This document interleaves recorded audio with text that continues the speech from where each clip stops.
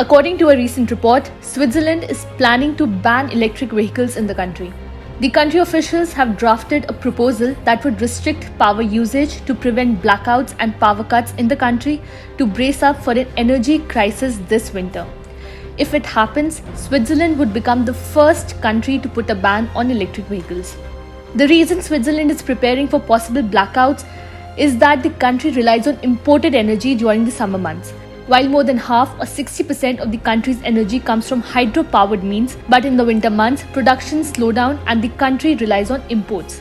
But since the war in Ukraine, there has been a shortage in imports across all of Europe.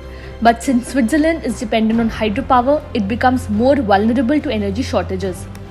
The private use of electric car is only permitted for absolutely necessary journeys. Example for exercising one's profession, shopping, visiting the doctor, attending religious events, attending court appointments, the draft says. It is likely that there will be a partial ban instead of an umbrella ban on EVs in Switzerland, as the ordinance is aimed to regulate restrictions and prohibitions on the use of electrical energy in order to secure the country's electricity supply. The country's emergency plan is split into two tiers: crisis and emergency. It also has 3 levels of restrictions in the first tier and 2 levels of restriction in the third tier. Each tier and level will be activated by the officials based on the supply level. At the very minimum, buildings will only be able to be heated to 20 degrees Celsius. As things intensify, electric vehicles will be limited to essential trips, and in the worst case scenario, concerts and sporting events will cease.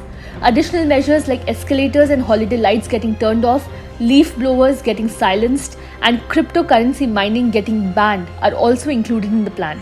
Extreme measures, on the other hand, will include a ban on sports matches, concerts, and theatre performances.